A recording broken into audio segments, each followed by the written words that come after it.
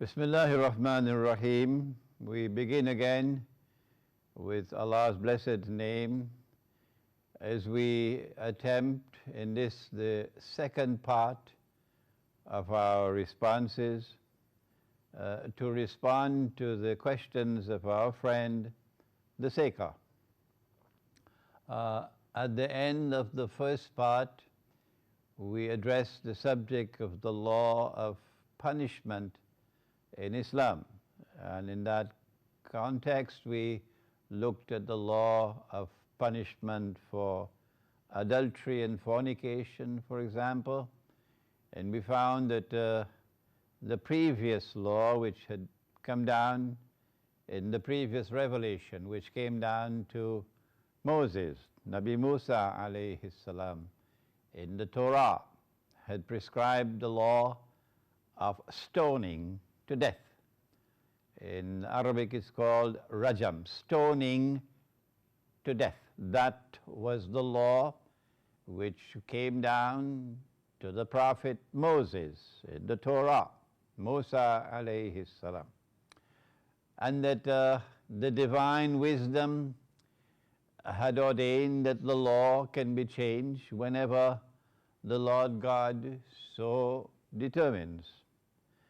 And when he sent down the last revelation, there is no more to come after this. This is the last, the Quran. How do I know that? Because that's what the Quran says. This is the last. He changed the law, and the new law from the same one God, which came down in the Quran, is the law of punishment, divinely ordained for adultery and fornication, is a public flogging. And so there was a change in the law. We also mentioned on the last occasion that there's a law in the Quran for stealing, and there's a purpose for that law. We said it is to cut off the hand of the thief in order to protect and preserve the free and the fair market. That Islam is absolutely insistent on the maintenance, the establishment and the maintenance of a free and a fair market. For if a free and a fair market does not exist anywhere in the world today, the sun no longer rises anywhere on a free and a fair market. Today the market is a market of thieves, and those who have power in the world are ripping off the rest of mankind. But how many people have knowledge? Lots and lots of information in the world today, but how much knowledge? In this, the second part, we are invited by our friend the Seeker to again return to the law of punishment in Islam. He asks us whether or not there is a law of the death penalty, putting to death or executing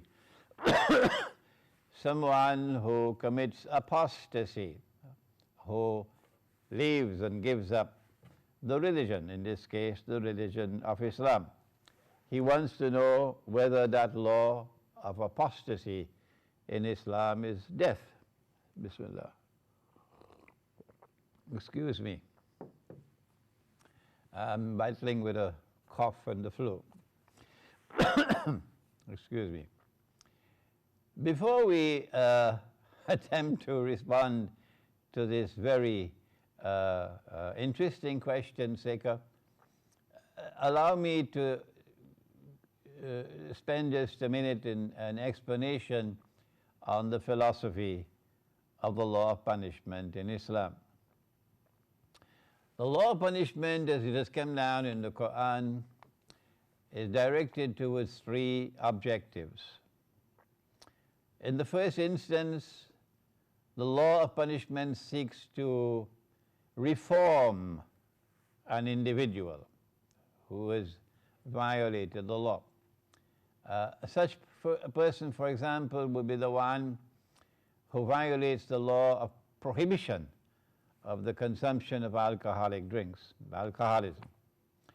And the law of punishment of a public flogging it comes only at the end of the process of trying to correct that individual, to break the bond of alcoholism, the addiction to alcohol. And at the end of the road, if you still cannot get him to give up alcohol, then there is a flogging, but it's done in a very compassionate way. It's like taking his shirt off and rolling it into a ball like this and hitting with the shirt. It's most certainly not an act of brutality. That, excuse my language again, that's rubbish. I'm so sad that I have to use this violent language, but there are people who have eyes and don't see, they have ears and they don't hear, they have hearts and they don't understand, and they just simply absorb terminology that comes from Dajjal uncritically. So this law of punishment is by no means brutal. It is reformatory. It's meant to embarrass the person and try to get him to build the internal strength to break the bond of alcoholism. And the process of curing an individual from the addiction of alcoholism in Islam does not cost even 1 cent. No, they spend billions of dollars in trying to cure alcoholics, and we spend nothing at all, nothing at all.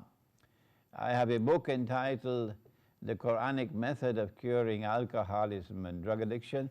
You could find it from my website. You can download it free of charge. So the first objective of the law of punishment in Islam is to reform the individual. That's why they're punished. Hopefully that they can be cured of their disease, of their addiction. And then there is the law of punishment in Islam, which is retributive. In the law of Moses, it is said an eye for an eye or a tooth for a tooth, meaning equity in justice. If you hit me, I am entitled to hit you, not to escalate it. I hit you with my fist and you hit me with a nuclear weapon? No, that is not equity and justice. So retribution, the one who has been damaged, the one who suffered an injustice, has a right to justice of an equitable nature. The punishment must be equitable to the crime which was committed. So the law of retributive justice, punishment equal to the crime.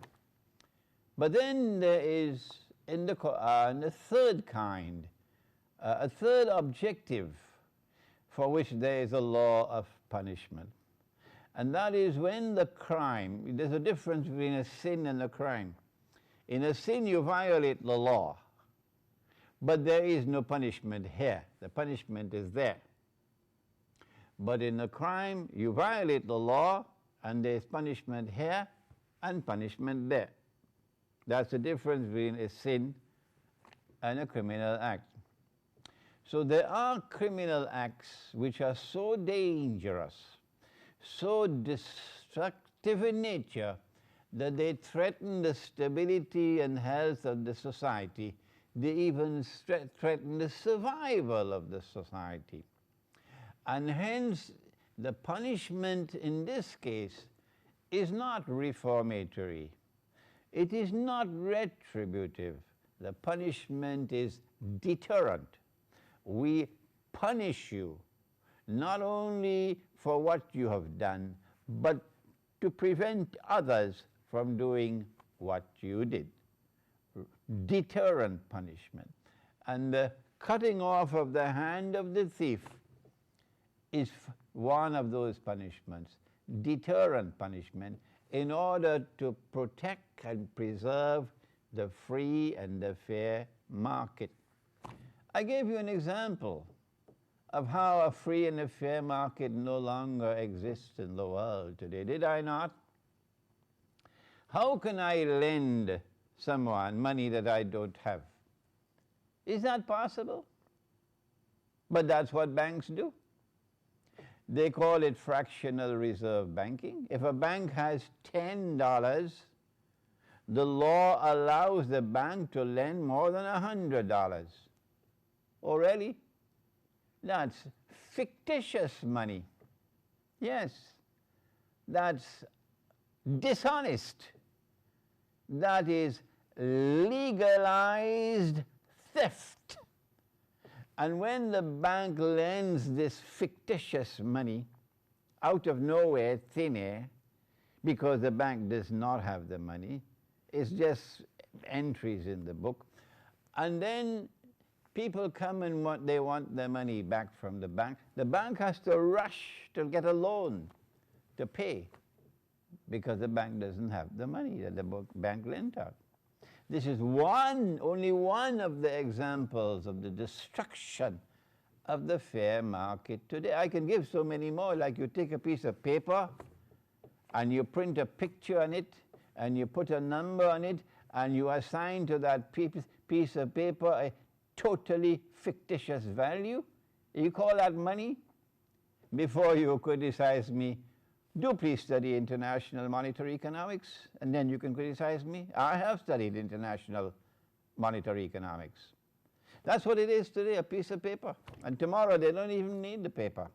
Yeah.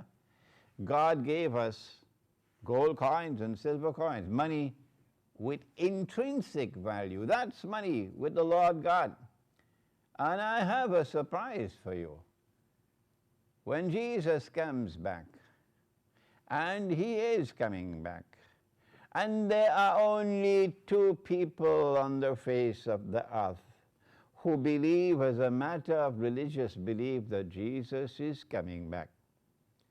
And they are Christians and Muslims, with the exception that some of the people of Western Christianity are now moving away from belief in the return of Jesus in flesh and blood.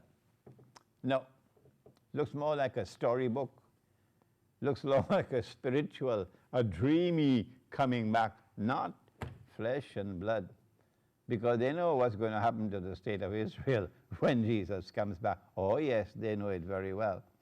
And so when Jesus comes back, is he going to be using this bogus US dollar? Or this bogus euro? These pieces of paper parading as money? Have you asked that question? Yet this is money today. It's bogus. It's legalized theft. We no longer have a free and a fair market in the world. And that's what Islam wants. And that's why you have the law of cutting off the hand of the thief, so that anyone who attempts to destroy the free and the fair market by stealing, and we cut off his hand, nobody else will attempt to do that. Deter and punishment. So is there a law of punishment for apostasy? Apostasy being that you leave your religion. You are a Muslim and you decide to leave Islam and join some other religion. Apostasy. Is there a law of punishment for apostasy in Islam? The answer is that laws come from the book of Allah, the Quran. And the hadiths are not meant to supersede the Quran. When a hadith of the Prophet, Allah's blessings be upon him, is in harmony with the Quran, then we accept it. And it has a status of supporting the Quran. When a hadith is not in harmony but not in conflict with the Quran, we can accept it but at a much lower status. But when a hadith is in conflict with the Quran, what do? Answer, we discard it. And so is there a punishment in Islam for leaving the religion? And we say punishment meaning not over there, a sin, but here, a criminal act.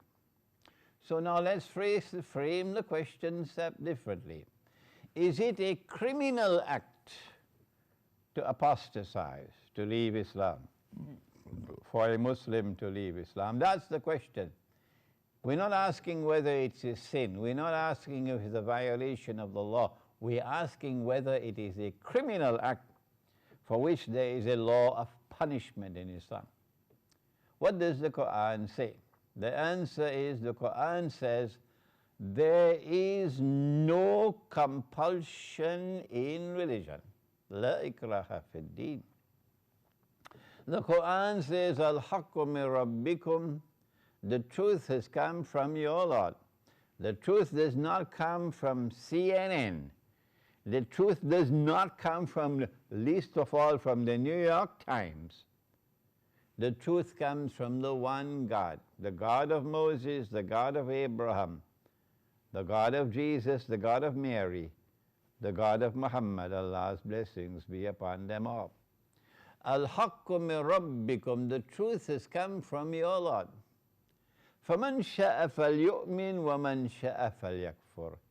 And when that truth comes, whosoever wishes is free to accept, and whosoever wishes is free to reject the truth. That is what the Quran says. You have the freedom pronounced in the Quran of either accepting or rejecting the truth. And when you choose to reject the truth, how do those who accept the truth respond to those who reject the truth? The answer is in the Quran, lakum dinukum waliya din. To you, your choice, and to us, our choice. There is no question of punishment there. No criminal act has been committed. Oh yes, there's punishment there for anyone who rejects the truth and pronounces that it is entirely legal and permissible for a man to marry another man and to get a marriage certificate. And when Imran Hosein says that, you are annoyed with me? Well, I don't care a fig leaf if you're annoyed with me. I don't care a fig leaf if you're annoyed with me, because that's the law which has come from him. And when the law comes from him, whether you are comfortable with it or you're not, whether you agree with it or you don't, once you know that it has come from the Lord God and you accept that it has come from the Lord God, we submit, and we invite you to submit. And there is no law of punishment in the Quran for apostasy. None. Rather, the Quran has established a democracy of faith. That is, mankind has the freedom to choose, and there is no compulsion in respect of choice. La ikraha fid din. This beautiful, this gloriously beautiful established statement in the Quran of democracy in choice, that mankind have the freedom to choose. And when they make their choice, we respect their choice. This cannot be destroyed and superseded and cancelled by something that comes in the hadith. Not at all. So if we find in the hadith that if a man changes his religion and leaves Islam, put him to death. Put him to death. I invite you to reflect over the fact that such a hadith would be in conflict with the Quran. Like the hadith which says, I apologize to my Christian audience for this rubbish which should be in a garbage bin, not in Sahih Bukhari. Yeah, I said that. This rubbish which should be in a garbage bin rather than in Sahih Bukhari. That Prophet Muhammad, Allah's blessings be upon him, married a 6-year-old child. Yeah, that's what is there. When you find such rubbish It is in conflict with the Quran. It's a hadith, but it is in conflict with the Quran. Because the Quran speaks about marriage with women. It never speaks about marriage with a child. Always nisa. فَانْكِحُوا مَا طَابَ لَكُم مِّنَ النِّسَاءِ نِسَاؤُكُمْ حَرْثٌ لَكُمْ. Nisa, woman, never a child. So in the same way that you recognize that as rubbish and you throw it in the garbage bin, so too whenever you find a hadith which is in conflict with the Quran which is absolutely authentic, which is uncorrupted and incorruptible, which is the only book in human history which has survived for 1400 years without any change in the text.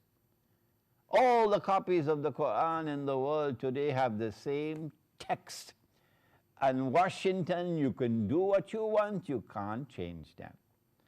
The Zionist Judeo-Christian Alliance can do what they want, they cannot change the Quran. No, you can't do it. So here is a book absolutely authentic.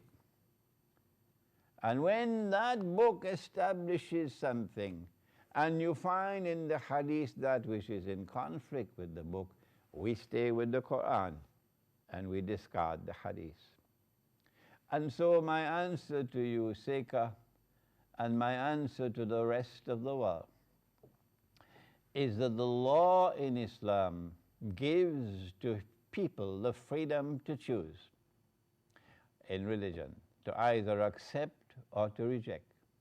And when that choice is made, it has to be made with complete freedom. La ikraha fid din, there is no compulsion in religion. And when that choice is made, and if someone chooses to reject the faith or to change his religion, then we respect his choice. Lakum dinukum waliya din. There is, however, a law of treason in Islam. And if there is any punishment, it will not be for changing your religion. That is not the reason. When a treasonable act is committed, and a treasonable act is one which endangers the security of the state, for that there is punishment of death, treason. And around the world, treason is a capital punishment. Yes, around the world today. So if there is a punishment in Islam that is a punishment for treason, it is not for changing your religion, for which you have entire freedom. It is for acts which endanger the security of the state. This is my answer to you, Seika.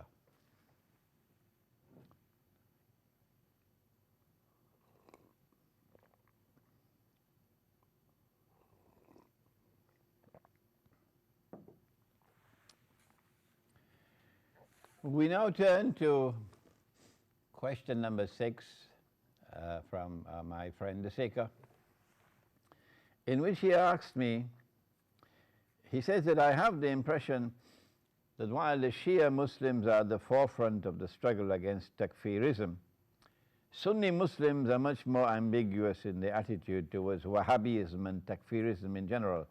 Is that so? Why is it that while in Russia there are men like Ahmad Haji and Ramzan Kadyrov who are openly mortal enemies of takfirism, they call it Wahhabi shaitans, most of the Sunni world outside of Russia seems to be at least silent and dares not declare spiritual war against these sects. Seika, I do not allow CNN to manufacture terminology and then to hoist and foist that terminology upon me, that I must use their terminology. The Western media will not tell me what language to use. The word takfirism comes from them. We don't have this language in Islam. No. The habit of pronouncing a legal opinion or a fatwa that someone is no longer a Muslim, he's now a kafir, a disbeliever. This act of pronouncing someone to be kafir From that comes the word takfir. Takfir from kafir, to declare someone a kafir. And this has been there in the world of Islam long before the Wahhabis ever came onto the face of the earth. Yes. And this habit of giving legal opinions of different people are now kuffar. Kuffar is plural of kafir. It exists in the world of Islam independently of the Wahhabis and the Saudi Arabia and so on, and Muhammad Abdul Wahhab. In India, for example, you have the Deobandi and you have the Barelvi. And the Barelvi declare of the Deobandi that they are kuffar. The Deobandi declare of the Barelvi, and this one declare of that one, and that declare. It's sectarianism. And so takfir, this business of delivering fatwa of kufr, is there and is not connected with the Wahhabis in Saudi Arabia. No. It is a disease, a sickness, which is all around us in the world of Islam. And to hijack the word takfir and now give us a noun called takfirism, and to isolate the use of this word now to the Wahhabis of Saudi Arabia who came out of the Saudis. We do not allow our vocabulary to be used in this way.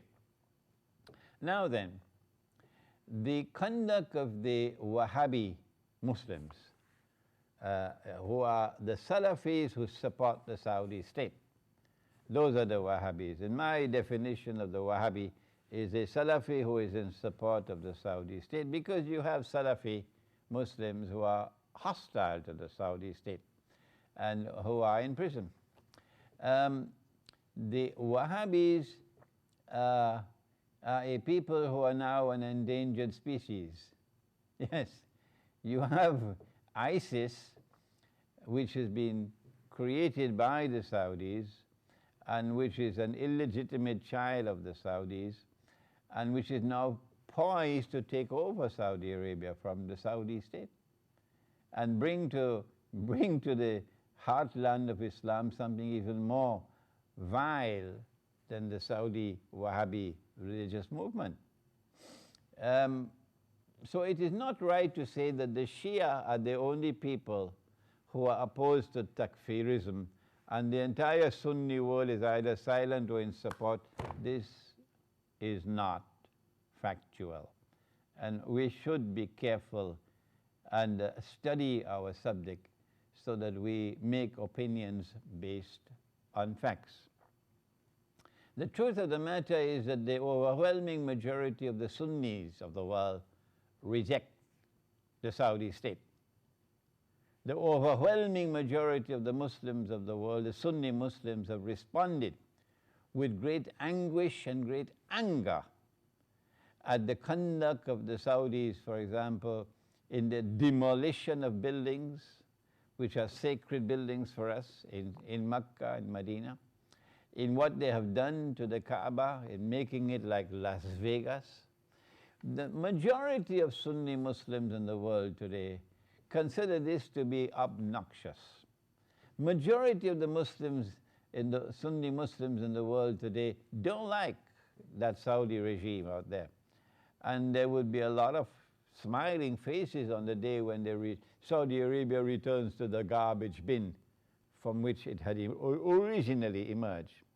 So there is not this question of Sunni Muslims in support of the Saudi Wahhabi movement, the religious movement which emerged out of Ibn Abdul Wahhab. Rather, there is a lot of resentment against them in the Sunni world. But you also have in the Sunni world of Islam, like you have in the Shia world, so many different divisions. And in these divisions you have a lot of fatwa of kufr. And so we ask you to be circumspect in your use of language and do not absorb terminology uncritically, which has been fashioned by the Western media and then hoisted and foisted upon the rest of us. Like, for example, calling a scholar of Islam a cleric. Please don't use that word for me. Cleric, I say that's the door. Please go. Don't come back. Because we don't have that terminology in Islam. Cleric. We don't have any clerics in Islam. This terminology is not acceptable to us. So takfirism is something which has been with the Muslims all through their history, and I don't think it is a unique phenomenon now with the Wahhabis who are rampant now with their ISIS. And now we turn to the last question for today, the seventh question, and that is, having submitted these questions above to you, I now feel that I need to ask you, what are the main historical grievances of Muslims towards Orthodox Christians, or the main events in Russian history when Muslims have felt that Orthodox Christians or Orthodox rulers have wronged Muslims, persecuted Islam, or otherwise acted sinfully against our Muslim neighbors? In other words, what are the main reasons for the Muslim distress of Orthodox Christians? Sekha, I love this question. Oh yes, I love it. Why? Because you Orthodox Christians, you got homework to do now. I've done my homework. I have looked at Muslim history, and I have recognized the conduct of the Ottoman so-called Islamic State to have been unjust. And I have denounced them for their injustice and their oppression. I have denounced them for their wickedness to Orthodox Christians in waging bogus jihad against Orthodox Christians, and Russia in particular, for so long. I have said that Muslims have the right to defend themselves when they are oppressed. But I have said that it is false, it is wrong, it is wicked to accept money from the CIA and weapons from Washington to go and fight your jihad for liberation from oppression. No, you don't take money and weapons from Saudi Arabia, which is a bogus client state of the Zionists. You don't take money and weapons and training from Turkey, which is a NATO member state, to wage a jihad for liberation from oppression. So I have made my position plain and clear as to how Muslims should respond when they are oppressed. But I cannot and I will not look at Russian history and look at the history of the Orthodox Christians and say, you are wrong in doing this and wrong. That's your work. You are the ones who have to do what I have done with Muslim history. And when you have pointed out to me that yes, we did this wrong, we did that wrong, that the Tsars were not our Tsars, they were foisted upon us. And Tsarist Russia made an attempt that the Soviet Union followed upon to try to crush Orthodox Christianity. If you do that research, and if you tell me these things, then we can respond. But I don't think it's proper for us to examine Russian history and Orthodox Christian history and to say these are our grievances against you. It would be much, much better if you were to do what I have done with Muslim history, and I pray that you will do it. Thank you.